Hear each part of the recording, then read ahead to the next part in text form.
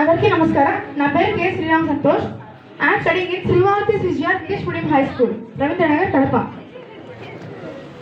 Friends, అసలు మనం ఈరోజు ఈ ప్రోగ్రామ్ ఎందుకు జరుపుకున్నామో తెలుసు కదా.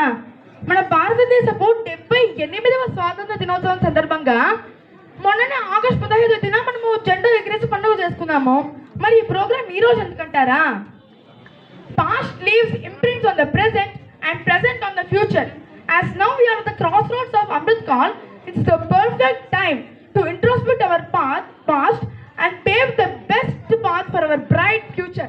అందుకు 1929వ సంవత్సరంలో లాహోర్లో ఒకసారి అప్పుడు మన ఇండియన్ లీడర్స్ అందరూ సమావేశమైనప్పుడు జవహర్లాల్ నెహ్రూ గారు మన తిరంగ పతాకాన్ని ఎగిరేసి సంపూర్ణ స్వరాజ్యం అంటే పూర్ణ స్వరాజ్ కోసమని డిమాండ్ చేశారు.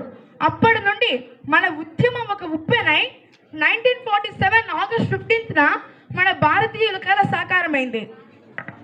కానీ మనకి ఇప్పుడు కావాల్సింది సంపూర్ణ స్వరాజ్యం. What is Sampoorna Swaraj means for us now in the present day? We got Swaraj from the colonial rule and declared India as sovereign, socialist, secular, democratic republic. But the real Swaraj goes beyond all these. It's about freedom from poverty, freedom from inequality, freedom to voice our own thoughts and opinions, to pursue our dreams. In 1947, our India was deeply marked by the social challenges like caste, gender and religious discriminations. But with the fundamental rights provided by the Constitution and with the visionary initiatives by the Government of India, we are able to overcome all these challenges. As Dr. B.R. Ambedkar said, the progress of any society is measured by the progress of its weaker sections. బలహీన వర్గాల అభ్యున్నతిని బట్టే ఏదైనా సమాజం లేదా ఏదైనా దేశం యొక్క అభివృద్ధిని మనం అంచనా వేయగలమని డాక్టర్ బిఆర్ అంబేద్కర్ గారు అన్నారు. మనం ఇక్కడ డెమోక్రసీ విషయానికి వస్తే మనము బ్రిటిష్ వారి పాలన సమయంలో ఉన్నప్పుడు అప్పుడు బ్రిటిష్ ప్రధాని విన్స్టన్ చర్చిల్ మనం తక్కువ అంచనా వేస్తూ ఏమన్నారో తెలుసా? Indians are not fit to rule, they are fit to be ruled అన్నారు. కానీ ఇప్పుడు మనం ప్రస్తుత కాలానికి ఫాస్ట్ ఫార్వర్డ్ చేసి చూస్తే now India is the largest democracy in the world with over 1.4 billion people participating in the electoral process.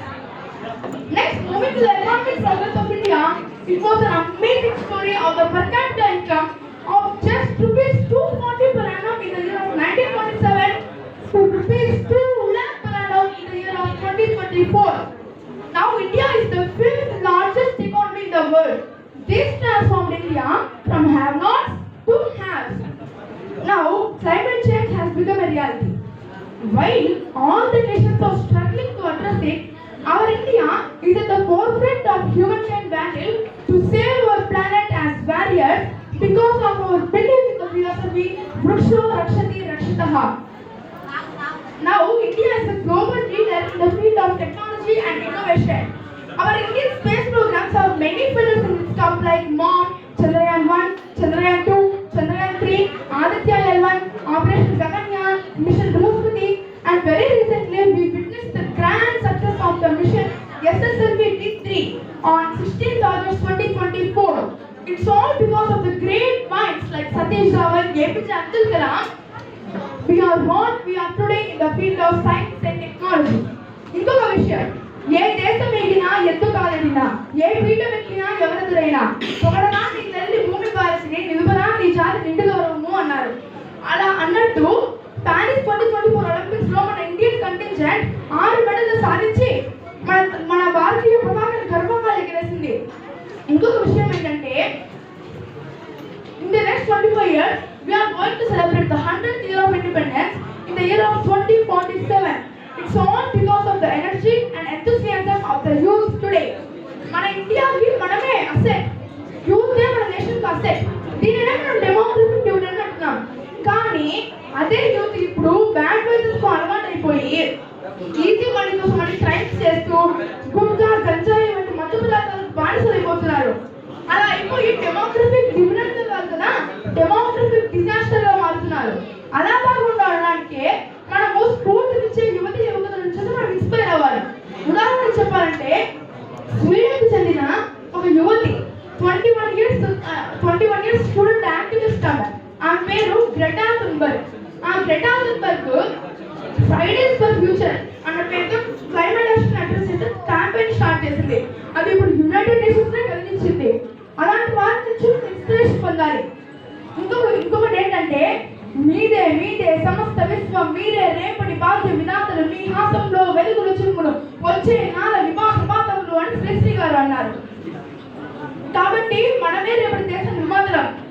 నేను సైతం ప్రపంచానికి సమిధనం ఒక్కడి ఆహుతించాను అన్నట్టు మన వంతు కృషి మన దేశాభివృద్ధి కోసం చేద్దాం.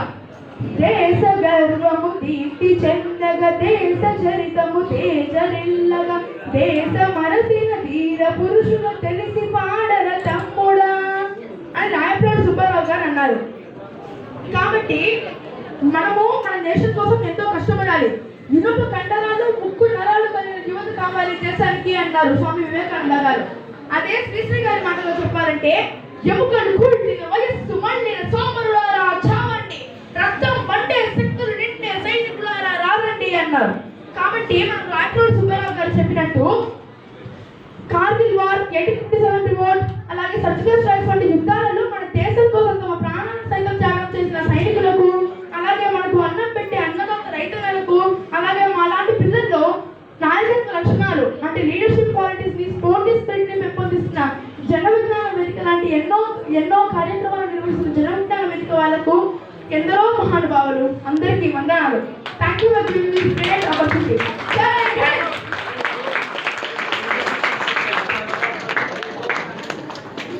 Thank you Santosh.